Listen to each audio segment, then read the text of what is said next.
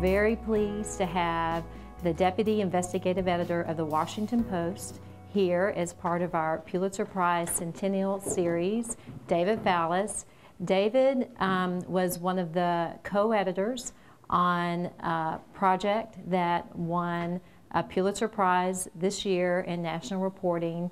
And the team, which was huge, and you'll hear about that soon, basically were able to use news reports to document in 2015 the number of fatal police shootings in the United States and write a series of stories about their findings when they were able to analyze that data. And what was really remarkable about that is that the FBI statistics were about half. So the Washington Post, by using news reports, was able to show that there were nearly 1,000 police shootings last year in 2015, which was double what the FBI reported. So in David's 17 years at the Washington Post, he's worked on a wide range of investigations, both as a reporter and as, for the past 2 years, as an editor. In 2012, he was part of a reporting team that investigated how the personal finances of federal lawmakers overlap or intersect with their legislative activities.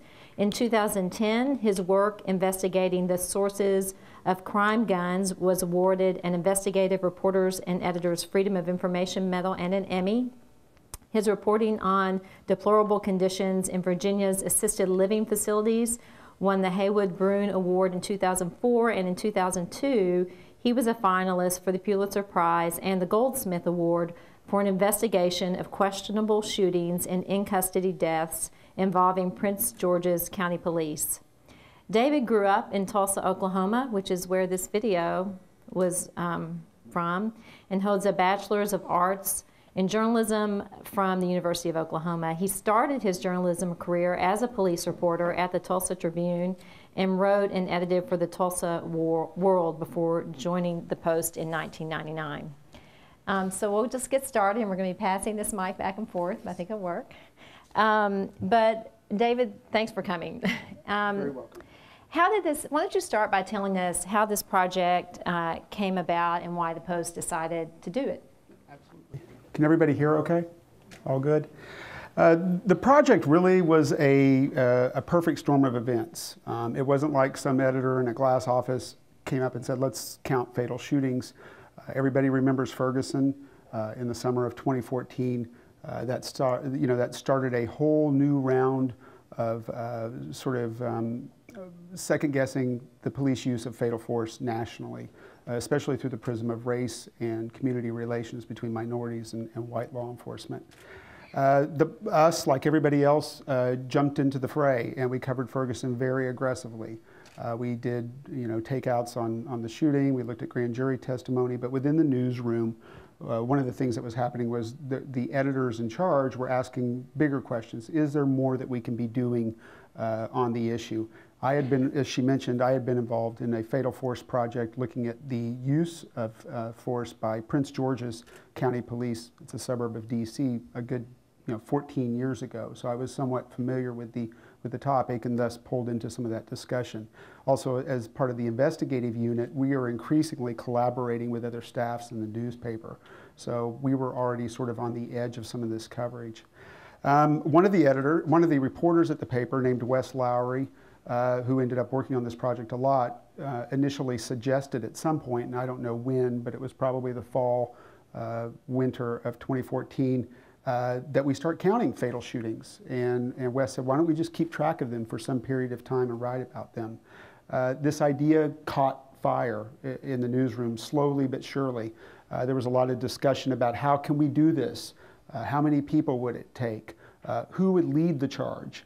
By the first of the year, we hadn't yet formally started it, but we were sort of talking about it through the course of January and February, and there were different people doing different things. A key thing happened. Lori Montgomery, my co-editor on the project, was promoted into her position, and one of her mandates from our then national editor, Camera Barr, was to make this shooting project happen. Lori grabbed me in a hall in the paper and said, we need to talk about the database, and I said, what database?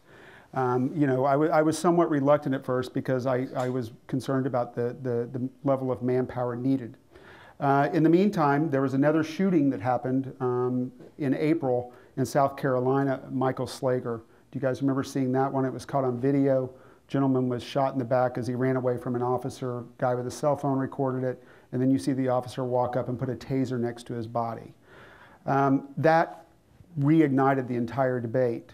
At the paper, I was in the middle of a story about the relative infrequent prosecutions of police officers for fatal shootings. We published that story the same week that the Michael Slager shooting happened. A researcher at the paper raised her hand and said, why don't I start keeping track of these shootings? All those things sort of came together to create a critical mass where we suddenly had momentum. And in news organizations, that's critical to get buy-in. I mean, making things happen by fiat is very difficult, but if you have sort of an organic groundswell of interest, things can get, things that seem impossible can actually happen. We started having meetings to figure out what it would look like. How would we track these shootings? What would we make public? What kind of stories would we write about them? How would we organize all this information? So we had to make, all of this had to be planned out. Over the course of 2015, we had many meetings. The early meetings were actually just constructing the database. John Moiskins, who is a wizard at programming, sat in on a lot of those meetings and developed an architecture. What you see is the public face here, but there's a private face of that as well, because we have to update that database on a daily basis. The researchers have to scour news clips and write up thumbnails, and then I have to edit them and we put them into the database. So it had to be a living, sort of breathing thing that we could use as a tip sheet, but also use as a way to create transparency around the subject. Over the course of the year, we rolled out stories based upon the database. We looked at the database for patterns. The entire thing went public at the end of June, I want to say. It took a while to get it up and going. When we first started the project, we really didn't gain traction on it until March, April. And we had to go backwards to fill in the blanks from January through March. The biggest challenge to the project was actually just figuring out how we were going to do it and then actually doing it. The FBI keeps notoriously incomplete information. That was one of the reasons I was somewhat dubious about the project, is because the FBI has a program called the Uniform Crime Reporting Program, where agencies have to voluntarily submit data about the number of people that they shoot and kill. I mean, it's a subset of homicides, so it's part of the broader reporting required about homicides, but the programming is voluntary. And in any given year, over the past, as long as UCR has been around, they've reported somewhere between 350, 450 fatal shootings in any one year. When we actually sat down and started scrubbing the data, we were finding 2 or 3 shootings a day. That was a somewhat very revelatory moment. We knew that it was going to be worthwhile because of that. The problem, one of the things that made this project possible is that you had the internet, and you have sort of a real-time library at your fingertips of news organizations diligently sort of writing about police shootings on a day-in and day-out basis. That was not true 10 years ago, much less 20 years ago. Part of my concern going into this was, would we be missing a lot of shootings?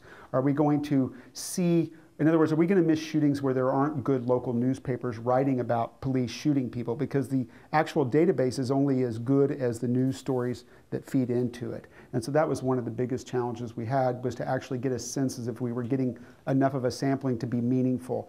I think that once they had gone through and done an initial pass, I mean, we were looking at these things on a map, and so you could see areas in Idaho and in Montana where there weren't a lot of fatal police shootings, but proportionately there is not a lot of population there.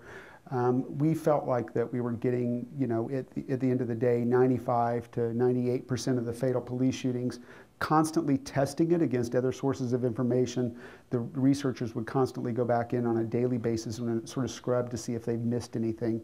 The biggest challenge was actually just taking the time to sit down and curate the information into the database. After Ferguson, it felt like police shootings were happening, 50 times a day or something like that. And they really weren't. They're relatively rare events. I mean, all things considered, when you think about how often police encounter citizens, they just don't happen that often. When we got to this point where they had, by May 31st, this is when we unveiled the project and with the story that police had shot 385. That was the absolute biggest finding, I would say, for the entire year, because it told us what the end of the year was probably going to look like. We knew that by May we had 385. Well, we probably will have 800 shootings. In the end, as you saw, the year ended with 960 some odd shootings. That was the biggest takeaway. The other thing we were doing with the database was we were putting things into buckets. And remember, you only, because these are breaking news events, you don't know, they're not that well reported. I mean, they're reported like any other breaking news event, sort of things reveal themselves over the course of days or weeks and they get refined. So what are the basic things that we can ask about these shootings? Well, we know the location. That's a pretty good hard fact that we could gather, so we were plotting these. We know the departments involved. Sometimes that's murky if you've got 2 or 3 agencies shooting at somebody, but most of the time you can identify the departments. We know, very often we know the age of the victim, we know the sex of the victim, and we eventually will know the name of the victim since they're a homicide individual. We'll know other demographic information about the person, like are they Hispanic or are they Caucasian? So we would gather that information.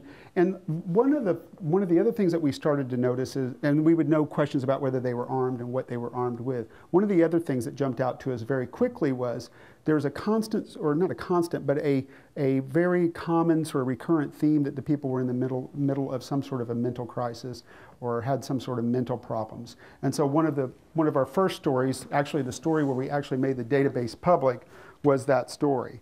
A quarter of them, had some sort of mental instability. That was a very big takeaway for the entire year. And we're doing the project in year 2, and that's held true this year as well.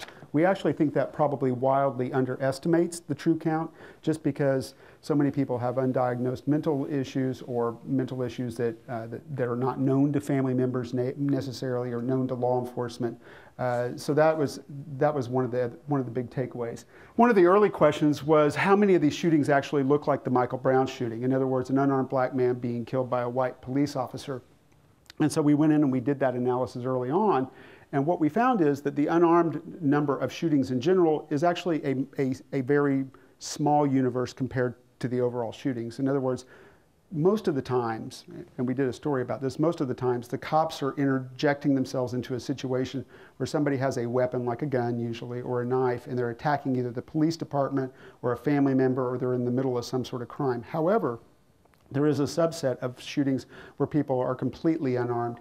And when you look at that subset, what we found is that they disproportionately were African American victims.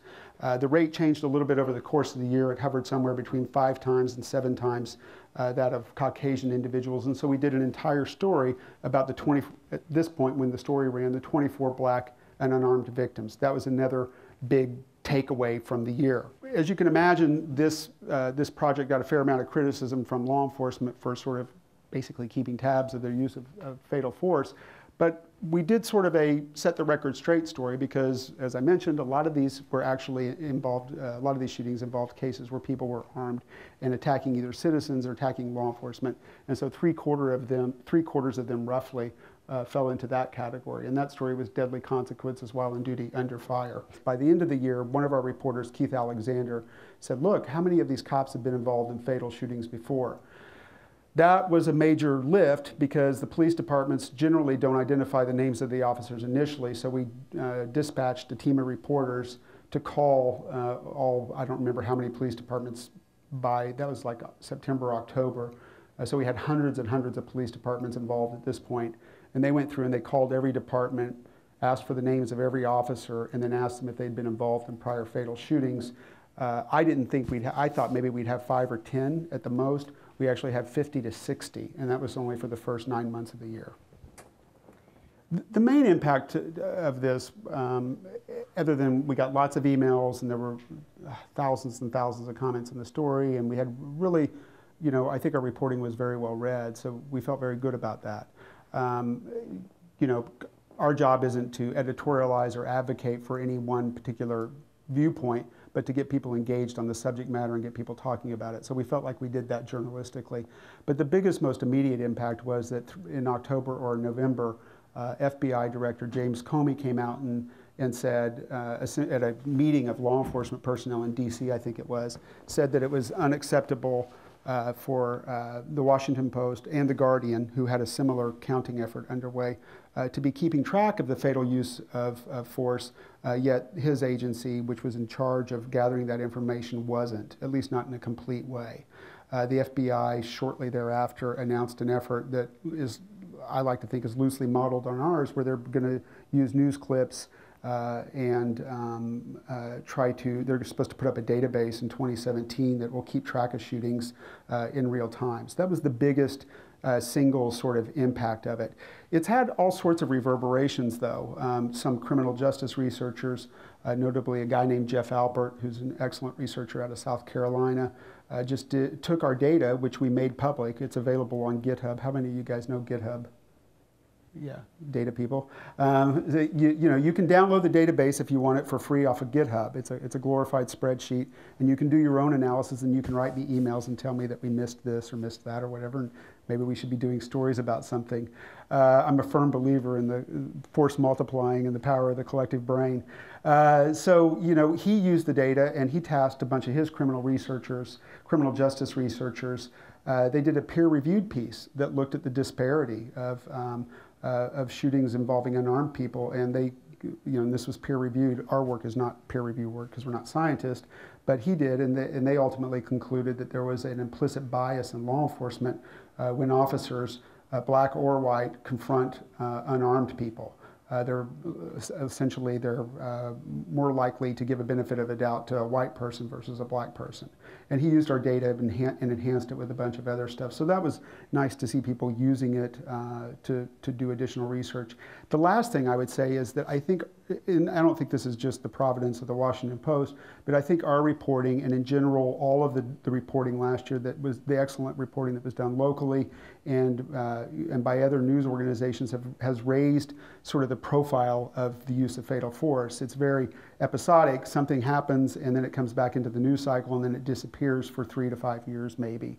And I say that in looking at news clips this year, they seem to be more thoroughly reported than last year. I see local news reporters for television stations very often, because they're the ones breaking the news on these things, asking questions like, what's the name of the officer?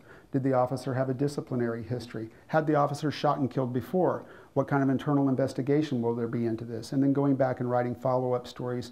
Whereas last year, at the beginning of the year, I think that there was a lot of stuff that just was not, you could tell that the reporters just weren't asking as hard questions. Okay. So now you're in year 2. There is a year 2 to this project. And why don't you talk to us about what you're doing differently in year 2, as well as how sustainable this is over time for the Washington Post. At the end of 2015, this project was a little bit of a project of discovery, so we kept bolting on things as it went on, and we kept talking about things that we wanted to pursue. And in November, I want to say, of last year, we all sat down around a table and basically asked ourselves, do we want to try to do this for 2016? It's a massive resource hog. This entire project, there was myself and Lori Montgomery were the 2 main editors on it. We had support editors wrapped around us, my editor Jeff Lean, her editor Cameron Barr at the time, and Marty Barron was weighing in. Then you had a core staff of roughly a dozen people that worked in the middle of it, and those include graphics people, photo. There were 5 to 6 video mini docs that were done, video documentaries that accompanied the pieces. You had the database programmers, mainly John Moiskins. You had legal department, the lawyers go through our stories to make sure that we don't libel people and that we're being fair and balanced. You have copy editors. So there was a core group of a dozen people, myself, Lori, and then there were another 60 people that, depending upon which story was being put into the paper and which part of it we were doing, that worked as support. So when we're asking ourselves, what do we want to do in 2016? Well, first of all, we asked ourselves, do we even want to do it? And ultimately, there was a lot of sort of back and forth, but we came down on the side of needing to do it just as sort of a public service. The FBI's project, they said they wouldn't be up till 2017. I'm somewhat dubious as to whether that's going to happen. So we went ahead and continued it this year. What we have found in doing it this year is that the pace is almost identical as to what it was in 2015, which I was very surprised by. And I don't know, I guess I was surprised in the sense that, you know, last year it was topic A. It was like at the forefront of everybody's sort of like news cycle, day in and day out. This year Trump is. And so you don't have the same sort of level of interest, although the Tulsa police shooting in the past few days has raised the profile again, but it will, you know, it'll recede back to being topic B probably in the next few days, just given the news cycle with the elections. But I was surprised, given that fact that it was not in the limelight, that it was still the pace is roughly the same. This year, we just wanted to do things a little bit differently. We didn't want to just write the same stories that we wrote last year.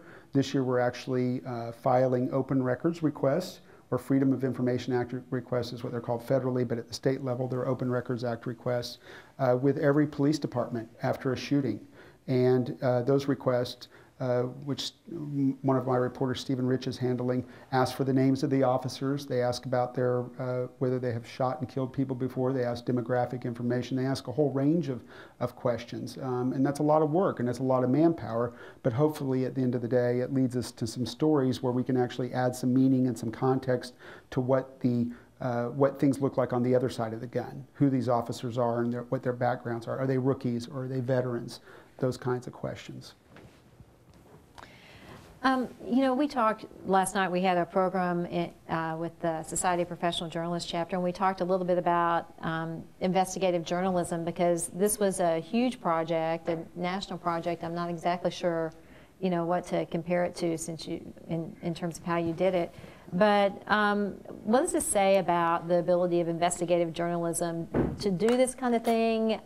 You know, media has been under a lot of pressure lately, and what do you think that a project like this says about the ability to still pull something like this off? Well, I'm first of all, it's I'm very fortunate that I work at the Washington Post, that we have the resources to do something like this, because this would not be something. Let me just back up. In 2008, after we had our multiple buyouts at the Post, and we'd lost a lot of staff through attrition because we were hit economically very hard, just like everybody else, I don't think this project would have happened. If everybody remembers, the economy crashed.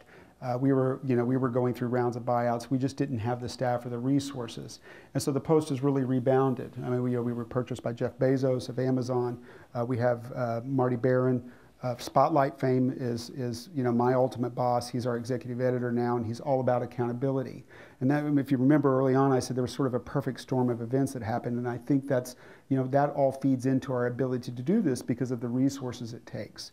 However, investigative reporting and accountability journalism should not be left to the Washington Post, and it shouldn't be left to the New York Times, and it shouldn't be left to the Journal or the big papers. I would argue that the accountability reporting and investigative reporting is maybe equally or far more important at the local level, because in order for democracy to work, you need checks and balances, and we in the press are just sort of the public's eyes and ears. We don't have subpoena power. I can't arrest people. I can't and don't want to waterboard people.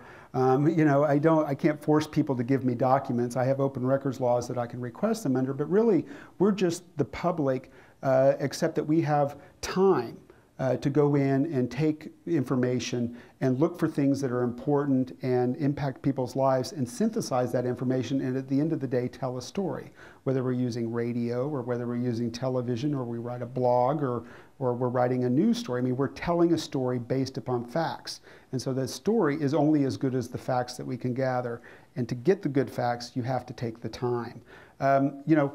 People ask me, I get asked a lot about, is investigative journalism dead? Is it going away because of the economy? And my usual, my gut reaction is no, it's not dead.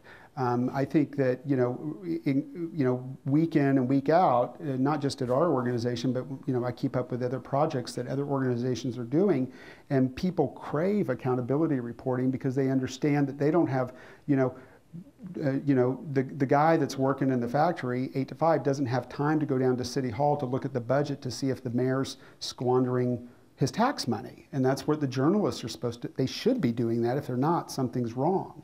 And so, you know, he doesn't have time to dig into the background of the presidential candidates. Hopefully the newspapers are doing that, or hopefully the TV stations are doing that. Hopefully they're looking at how they have conducted their personal business affairs so that the voter can make an informed decision, because the voter who has to actually go and pull the lever or push the button doesn't have time to do that kind of accountability. That's where the press comes in.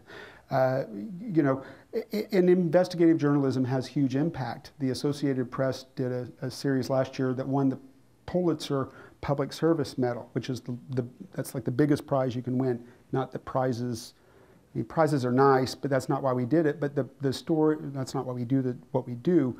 But it is, you know, it does recognize excellence. The prize they won it for, or the piece they won it for, or pieces they won it for, was called Seafood from Slaves. Are you guys familiar with that at all? I mean, they basically freed, slaves who were catching the tuna that you eat on your, at your dinner table. They followed the ships, and they followed them from port to port. And these people were essentially held hostage and captive on ships and forced to harvest and fish, in horrible, horrible conditions. And a team of reporters from the Associated Press wrote about that and impacted hundreds and hundreds of lives, and hundreds of people were freed because of their reporting. That's amazing stuff. And, they didn't have a badge, and they didn't have a gun, and they didn't have subpoena power, and they were able to do that just with the power of the spoken word. So I don't think, even if we went away, and the AP went away, the New York Times went away, and all the big organizations went away tomorrow, and sort of you could push a button and we all disappeared, what would happen is that in that vacuum, you guys and other people would sort of rise up and start writing stories and go do your own accountability reporting, and that would be replaced, because I think that, as long as we have an open press and we have laws that protect that, and we're a democratic society, there'll always be accountability reporting. And now we're starting to see law enforcement agencies buy body cameras. Yeah, you back up. And wear those. Do you think that is going to bring us more insight into this issue of police shootings? One of the things that has changed the dynamic of how we view police shootings is the advent of the camera. I mean, the body cameras, you guys all have cameras. I'm taking your picture, you're taking my picture. Footage is everywhere. We just caught the guy that bombed in New York because of security cameras, like within 19 hours of him walking down the street and dumping off the explosives. That has completely changed the discussion. That shooting in South Carolina, where the guy shot the guy in the back and put the taser next to him, we would not be sitting here today probably talking about about police shootings in the same way if the guy hadn't stopped and videotaped the whole thing with his smartphone. I don't know if it was an Apple or an Android, it doesn't matter. But if he had not have done that, we would not have been able to put the lie to the version that the cops, that officer initially said, that there was a violent struggle over a taser. Now that officer is indicted, and probably rightly so, because it looked like a pretty bad shooting. So the cameras have really changed things. We noticed that. Kimberly Kendi, one of the investigative reporters that worked on this project, at some point during the year, this story is in October, so it was in the summer, became interested in that, because in the clips, a lot of the news clips mentioned that the footage, or that the shooting was caught on body camera, so she decided to test that and started filing open records requests for all of the body camera footage in those shootings. And what she found was that they are, but the cops, or at least many of the departments, did not want to release the footage. I think that the cameras have changed the dynamic, and they're good for accountability, and they're good for sort of true squatting what happens. Many of the police departments, I would say, are erring on the side of being very progressive and releasing footage very quickly.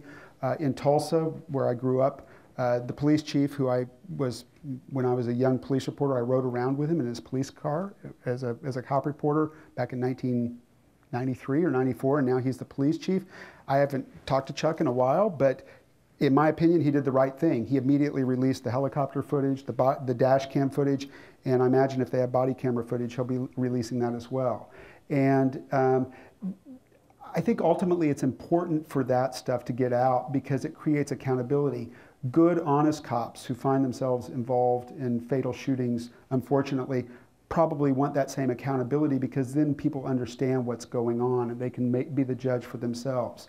It creates accountability because it creates transparency, and transparency ultimately gets to the truth. The Supreme Court ruling, Tennessee versus Garner, that as long as the police officer feels like his life or the public is in imminent jeopardy, I think imminent's the word, fatal force can be justified. And so you can imagine that that can be extrapolated into a wide range of situations. And what the police usually say in all these cases is that they fear for their life. And so you're really, how do you get inside the cop's head? The guy was going for his waistband. Well, it looked like I thought he was reaching for a gun, even though it was a cell phone. How did I know the difference? And so as long as that standard, as long as that ends up being the way that these shootings are looked at legally, I think you'll continue to see these kinds of shootings. The problem is that when you get into a murky situation where maybe this shooting was a bad use of, or poor judgment by the police officer, let's say it's somebody having a panic attack in the middle of the street, and you know, some police departments say back off and let the guy chill out and wait until he tires himself out. Let him go to sleep eventually, then we'll go in and we'll scoop him up. What happens is the opposite. Police arrive at the scene, neighbors are calling, they're freaking out, and police go in, and it ramps the person up, and it forces an engagement when maybe one wouldn't have happened otherwise. And so they ramp things up. When we looked at the prosecutions, they rarely worked. I mean, most of these cases did not lead to convictions, and that's just because of the standard basically asks you to get inside the police officer's head and figure out whether he did or did not fear for his life. A lot of these cases were pled down to negligent homicide, or they were dealt with as deferrals, which is essentially probation before judgment, or the cases were just dropped. We also have, I think that a lot of the prosecutors are reluctant to take on these cases. I know that my father, I've talked to him about this now that this is my second go around with fatal police shootings. I've talked to him about it over the years, and when he was a district attorney in Tulsa, he told me, I don't remember this because I was too little, but he told me that after fatal police shootings, they would do an open public grand jury. They would call the police officer in, they would have him, my dad would call in the press, make sure they were in the courtroom, and they would basically have a mini trial, but not a trial, but do it in front of a public grand jury to get to a decision, and then let the grand jury decide whether they wanted to indict or not. And I asked him why he did that, and he said, well, to restore confidence in the process and to let people reach their own conclusions so they don't think I'm doing something behind closed doors, directing a grand jury to do one thing or another, and people can evaluate the situation themselves. I thought it was a pretty good idea. I don't think that'll happen. I mean, if it's happening these days, I'm not aware of it. And I think that, you know, we're so litigious now. Everybody lawyers up at the drop of a hat, and nobody's going to willingly go in and openly testify and actually say anything. Everybody would be taking the fifth. Okay, I'm going to ask one more question, and I'm going to open it up to you guys, so be thinking about what you want to ask. So this has been long. I know it's sort of absorbed your life for a while, but if you had just an unlimited team of researchers and unlimited time, rather than the finite newsroom that you have to deal with in a presidential election year, what would you get them to answer? What would you go after? On this topic? On this topic, yeah. Right. Well, I think that what I would do is I'd want to know what the broader universe of gunplay is by law enforcement. Remember, these are, even though we talk about these, and even though they grab headlines, they're relatively rare events when you give the number of times a day that a police officer is encountering a citizen. They're a subset of other shootings that don't hit people. And they're a subset of shootings that do hit people, but the people don't die.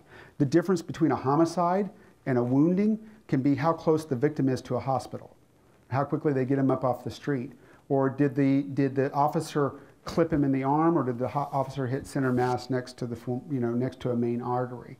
Those kinds of things can be the difference between living and dying. And so my question is, you know, since the police departments don't do such a poor job reporting to the FBI on the fatal shootings, how many shootings are there where they're hitting people or shooting and missing that we don't even know about? My guess is that it's, you know, 50 times this universe is, you know, I mean, that's just a complete stab in the dark. So if I had unlimited resources, I would hire, you know, 1,000 students and tell each one of them to file open records requests with 18 police departments, because that would get us to the 18,000, and ask for information for 10 years about every time an officer pulled his weapon, and tell me something about every time that he pulled the trigger when he pulled that weapon. Did he shoot and miss? How many shots did he fire? How many times did he actually clip somebody? Because then that would put into context the 1,000 fatal shootings that we know about. And that, I think, would really lead to a better understanding if we could look at those circumstances. Because we're really seeing the worst case scenario here. We're seeing the outliers to the use of weapons among law enforcement. Okay, good. All right, thanks, David. Okay, I want to open it up to you guys for questions. Sir, do you think there should be a policy change? For example, the Tulsa video you showed, the gentleman had his hands in the air, but the law enforcement had their guns out already. So should they not draw their weapons until there is a threat of a weapon, or something like that? No, I don't. My job really isn't to advocate for policies one way or the other, because as soon as I start doing that, I'm going to get it wrong. And my job, the one thing I do advocate for is transparency. So I'm happy to see that they put out as much of the camera footage there. I don't know that there's a good way to answer that, because I'm not really a law enforcement policy guy. I just know that there's lots of different training, and there are different schools of thought about how quickly the police should be drawing their weapons, and different departments have different policies on that. But I don't really prescribe one way or the other. I agree. I'm troubled as a person just watching the shooting, because the guy did have his hands up. On the other hand, there's people standing in front of the camera. One thing I liked that I didn't mention is these shootings. One thing when we got into this project that I didn't expect to find, and this is another one of those, is these shootings, once we would write a story based upon a pattern that we saw across 1,000 shootings, but the anecdotes in the story that ended up making up the story, we had to report out those anecdotes in great detail, talking to family members, talking to law enforcement, talking to officers if they spoke to us, filing open records requests, reviewing camera footage, knocking on doors. And what you find when you start to drill into those shootings is they're like Rashomon. Have you guys ever heard of that movie? It's about how 55 people can see 55 different things when they look at something, and that the more you sort of dig at it and the more you peel back the layers like an onion, the less you have that you think is a solid fact that you can point at. And that's really true of police shootings in general. When we would go in and report these cases out, we would hope we would be looking for clarity, and we want things to be simple and so that we can understand them and write a very factual story. And damn it, a lot of times they were very nuanced and very hard to it's like grabbing sand. It sort of sifts through your fingers. So even shootings caught on camera sometimes can be a little deceptive, and you have to wait for the facts to sort of come out to put them into accurate context. Do you have any particular story or that you researched or that you covered or that you viewed or whatever that really grabbed you and stayed with you and said, geez, this really makes what I'm doing worth, that really, I guess, kept you up at night, I guess, for lack of a better? You mean in general, or just on the police shooting stuff? On the police shooting stuff. I thought, overall, I felt like it was a very important project. This year, it's taken up about, I help run a unit of about 10, 11 people that work for us, and then we're involved with other staffs on projects. This year, it's taken up 20 to 30% of my time. Last year, it took 90% of my time because we did more stories, and it was the first year of the project. Overall, I felt very strongly that what we were doing was a public service. Initially, I was one of the people initially that didn't want to do it because I was concerned about the manpower, and as a manager, I'm constantly asking, time and resources are our number one, that's our currency. And so we have to be very careful about not squandering it on projects that don't have any impact. And when I say impact, I mean they don't resonate, they don't have public interest, they're too niche or too much of a boutique type project. And so once we hit that May mark or June mark where we got to 400 shootings, that's when I had that feeling that you're talking about. It's like a light bulb went off, and I was like, oh my God, we're going to end up, if it keeps up like this, it's going to be 1,000 shootings by the end of the year. And so I think shortly after that was when I immediately started working with Lori to plan stories for the rest of the year. And that sustained. By October, when Keith Alexander suggested looking at, well, I want to know now, how many cops actually shot more than one person. I said, Keith, I said, do you know how many phone calls you're talking about? And he said, I do. And I said, are you sure you want to go down this path? Because, you know, we're either in for a dime or we're in for $1. I mean, we can't start this and then say the Post got tired of calling departments, so we only called 300, but here's what we found out. We need to come up with, like, well, he said, okay. So we said, all right, we'll call every department and every shooting from January through September, which gives us 3 months to actually do that reporting and then report the story, because we couldn't go to the end of the year, because the end of the year we're out of time. And so once they started that, we started having meetings. And the only way we got to that was by having that initial sort of aha. And everything built. It's like building a pyramid, right? You build one layer, then the next, and then the next, and the next, and eventually you're up at the top, and then you're thinking, oh my God, we're going to build another pyramid in 2016. What are we thinking? So it's that sustained for the whole year. And I can easily say that in my entire career, this is in the top 3 or 4 things I've worked on that I felt was pretty important. Another project that I felt very passionate about was really bad conditions in assisted living facilities in Virginia for the disabled and mentally and elderly. And those were just completely outrageous cases that stuck with me, and that's been a good 10 to 12 years. If we're taking a look at police shootings and we say that those are roughly the same, but we're not taking a look at the incidents in which different demographics are pulled over. Like stop and frisk. Exactly, yeah. Or when those demographics that are being pulled over have justifiable cause. Yep. Those are variables that weren't being accounted for at all.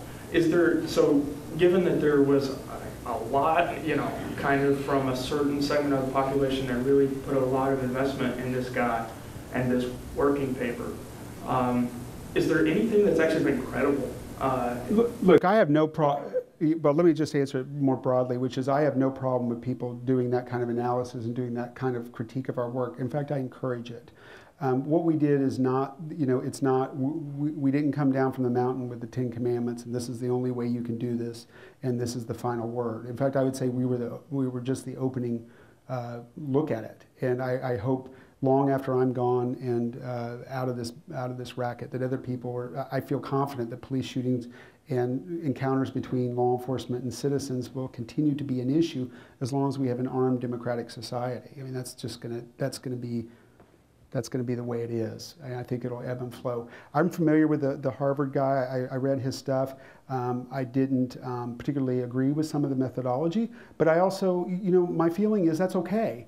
We get, you know, part of my job is sort of like being in school all the time, which is one of the reasons I love what I do. I feel like I'm learning something with every project, and I want to engage the people who are the contrarians.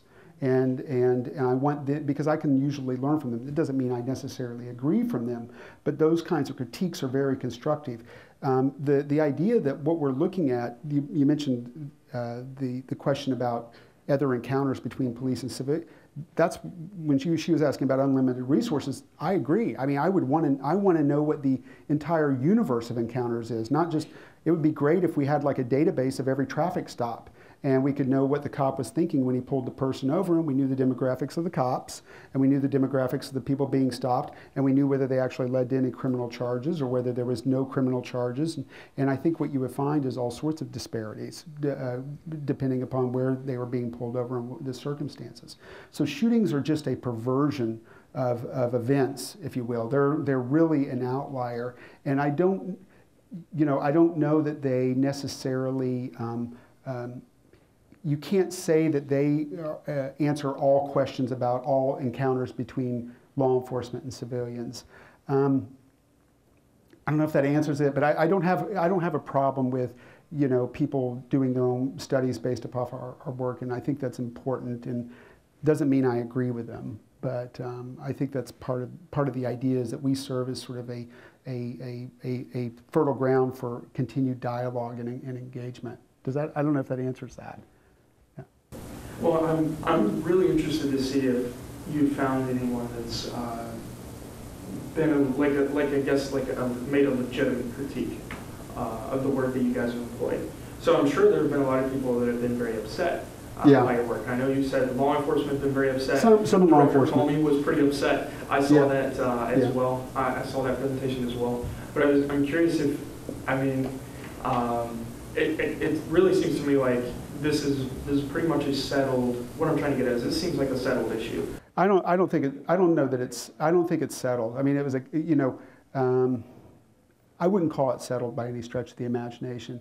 I think that it's still, there's a lot of unsettled stuff because, like I said, for every fatal shooting, how many non-fatal shootings are there, and what do the demographics of those look like? So I think there's a lot of room to continue to build on this.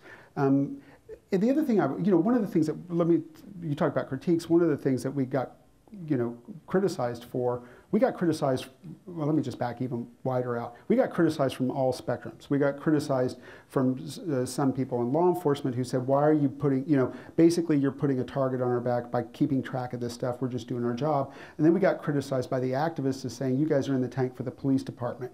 You're whitewashing some of these shootings, you're not being hard enough on the cops. And then we got criticized in the middle, from people who just don't want to hear about it from no matter for what. My feeling is that, in general, my job is not to have everybody in agreement with what we're doing, because if everybody's in agreement, endorses what we're doing, then we're probably not being critical enough, and we're probably pandering too much to any one certain group or thought policy or whatever. We're not, we don't, as my boss likes to say, we don't have a dog or a horse in the race. Our job is to sort of go where the facts go and then let the dust settle. As far as whether I've seen any legitimate criticism, I've seen lots of criticisms that I think all had good points. None of them that I was like, oh, that's just complete rubbish or that's ridiculous. That stuff doesn't charge me up, particularly because I think I view that as a good thing because they're actually reading our work and they're parsing it. Maybe I don't agree with it, but somebody took the time to actually sit down and digest it. And that's the most that I can ask for. And usually when I get letters like that, what I usually do is write them back and I say, well, I may not agree with you. Thank you for taking the time. And thank you for going in and actually you clearly have put a lot of time and thought into it. I don't answer the letters that just say, F off, and I hope you die. And those are the ones I don't answer. But if somebody sits down to actually write a column or write something like that, I usually try to get back to them. Not always, but I try to. The police unions inevitably are going to get involved at some point. How do you guys work around that when you're trying to create kind of a national, a kind of homogeny to your data when you come up against things like complaint histories not wanting to be released by unions? Well, first of all, Mike. First of all, what I'd say is that that's still in process. And because the FOIA effort, we had hopes that we would have enough information back from enough police departments to where we felt like we had a critical mass to where we could actually say something like halfway through the year. That hasn't been the case because it takes, those departments are, these shootings are very often still under investigation. So a lot of times the departments will say, we're not releasing anything because the DA's asked us not to because they're still deciding whether they want to pursue charges or whatever. So that's been one roadblock.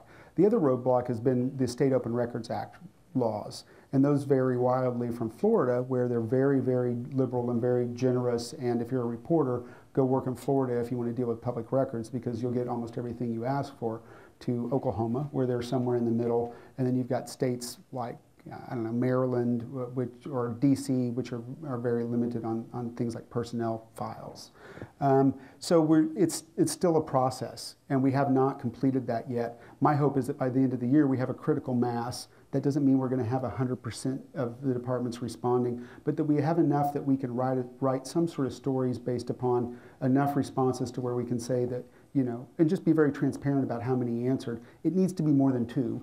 It doesn't have to be 1,000, but it needs to be somewhere where we feel like we have a critical mass of that. We've been pushing back in some cases. Stephen Rich has spearheaded that effort, and there's been a lot of phone calls and a lot of emails, and a lot of it tends to fall to it comes down to 2 things. What are the state open records law where the shooting happened, and then what is the police chief's attitude? Because a lot of these law enforcement records are discretionary. In Virginia, just like in Maryland, the Public Records Act says you need to release some sort of an incident summary. Well, in Virginia, there's 120 some odd jurisdictions. Every police chief interprets that differently. Some cities, like Roanoke, are very progressive, and they give you the entire investigative file. So if you ask for an incident report, if you're willing to wait, it'll be redacted, but it might be 15 to 30 pages, and it has it's rich with all sorts of information that journalists love. If you're dealing with Fairfax, they write a 1 or 2 sentence summary in the public information officer's own words. They don't give you anything, and so we're dealing with that, and we just knew that going into it. A lot of times, in general, I will say that my tactic is, if I'm doing it myself, I'm not in this case, is to prevail upon the police chief and to call him up and say, look, you've got a lot of discretion. The Open Records Act does not say you can't release this. In fact, it says that this is a discretionary file. If it enumerates it, I'll cite it. I'll say, why don't you err on the side of transparency? What's the downside here? Why don't you, if there's nothing to hide, give it up? And, I have luck about half the time doing that. So do you know if anyone is monitoring police behavior with regard to women particularly? Unfortunately, I don't know that. It's not like an area of expertise that I have. I do know that gender is one of the things that we were interested in. On the victim side, or most of the people shot were men. Very small group of women overall. One of the things that we are requesting in our open records request this year are the genders of the officers involved. We want to know, how many of these are women officers and how many of these are men officers. Interestingly, the Tulsa shooting, I think, was a female officer, which is just anecdotally, from having edited a lot of these thumbnails where we knew the genders, is pretty rare. But hopefully by the end of the year, we'll know. My son was shot in the back by police in Jackson, Tennessee, while he was face down on the ground. And we've seen this on video. What year was that? That was 2014, 3 months after Mike Brown. Wow. But a lot of people don't know it because of what I'm getting at and your point about the press and, as you say, not having a dog in this fight, and just advocacy in general. Because the press is quick to, cloak itself in the Constitution and it's free speech. Right. Then, but what I find, or what we found, is that the press very much has a dog in the fight. As a matter of fact, they seem to be on the leash of local law enforcement in most cases. Certainly, what we found in not just in Jackson, Tennessee, but I'm working with some families here in Tennessee. Tennessee, in contrast to a lot of states, is still largely undercover in terms of really getting some exposure. But what I'm getting at, one, yes, we find a very definite bias. And what I'm getting into your point where you say, well, we don't have a dog in this fight. Even if you initiate this in the interest of transparency and getting to the truth, okay, when it starts to weigh, in a certain, the preponderance of evidence, so to speak, starts to weigh in a certain direction. Okay, then should the media still be basically trying to rationalize? No. They shouldn't rationalize it. Because, see, that's what I'm saying. The effect, I read that report as it was coming out, and, the effect of it is you get some things factual, but at the same time, there is this phenomenon in the U.S. Where we will kind of, I believe you can rationalize anything. But you kind of rationalize around the truth. Basically, essentially what the justice system is telling us that, okay, well, you didn't see what you thought you saw, in most of these cases. For instance, and you made a comment earlier about the Tulsa incident. Well, on the one hand, that he had his hands up, but then there were a lot of people in front of the camera, but not from the helicopter perspective. Right. There wasn't. And that's all I'm getting at, because that's what we find, because certain families like us, what we suffer from is obscurity and a lack of coverage in many cases. And so what we find that, okay, you get biased or bought off local media, we tend to kind of look to, the big boys, so to speak, in regional or national media. So, this whole thing about kind of staying on the porch and playing objective, I think once you see the preponderance of evidence, I think that justifies, okay, this is where it's taking you. You follow the story. It's like Watergate. You take it where it leads you. And if it leads you in the direction of there is something very wrong going on here. It is race-based, it is race-biased, and there is a systematic effort to cover it up. So that's, I'm kind of throwing that back at you in terms of the present perspective, because I actually see a shift in the coverage already nationally in terms of, I think you touched on it, the priority that it's getting. Yes, sir. It's being treated, and not just because of the presidential campaign, but I see a lot of other things given higher ranking over these stories, but to us as families, and particularly the communities of color, you know, this is an ongoing terror. But I see a shift in the national media already. And I know I threw a lot of stuff in there, but what I basically was trying to do is just trying to throw that back at you, this idea of, well, we don't have a dog in the fight and we shouldn't, but you know, you put the facts out there, but when you get a preponderance of evidence that is leading one way, then I think you sick the dog, you know. You should, look, here's what I'd say. First of all, I'm sorry to hear about your son. Did he survive? My son is dead. I'm very sorry to hear that. Spirit. I'm very sorry to hear that. That's absolutely awful. I'm very sorry to hear that. When I say we don't have a dog in the fight, is we should not go into it assuming anything. I don't want, you know, I don't want my reporters going in thinking they know what the story is before they've done the reporting. And that's what I mean by that. That doesn't mean that we don't go full press after the facts. And, you know, part of the problem with the change from, you know, the media model that has changed, and we're going from like local newspapers folding to regional papers to having a few, is, you know, the press is supposed to be a guardian for the public. We're supposed to aggressively go in and investigate things and hold people accountable. So in the case that you're describing, you know, that should be fully looked at by reporters. Did they write more than, you know, breaking news stories off of it? Did reporters dig into it? As a matter of fact, we almost had to kind of press them to revisit the story. Whenever they would never mention that he was shot in the back. They would never mention that. Did they request the autopsy report? Well, I brought them the autopsy report because I didn't know he was shot in the back until I went down there the next day. The police lied to me. I went down to the hospital and got the EMT report. Of course, we now have the coroner's report. Right. Illustrating that. But no, they wouldn't do anything with it. When we were looking at individual shooting cases, that's one of the things. If we can get the autopsy and it's not private under state open records laws, and if it is, we try to get it from the family members, because that sort of puts that document is the final record of that person's life and that encounter. And so that's a way to punch holes in whatever the PR spin is. When I was doing police shootings in Prince George's County 10 to 14 years ago, that entire project grew out of the fact that Craig Whitlock, my colleague, was looking at the press releases from the police department and comparing them to the autopsies. And guess what? They didn't match. Do you ever look at the other side of this and compare, I guess, how many police fatalities there are to... We did. And when the first story ran, we had a story that ran with it on the number of police officers shot and killed as well. It was, I want to say last year when our first story ran, it was on the order of 3 or 4 dozen, and we wrote about that. And we've written some stories documenting, of course, what happened in Dallas, and then we've written stories noting that throughout the year. And that was some of the criticism we got. You know, why don't you do an entire database on the number of officers shot and killed? And our argument, counter argument to that was, we do write about those cases. They're awful too, but they're well documented. And what we're trying to do is document what's not documented.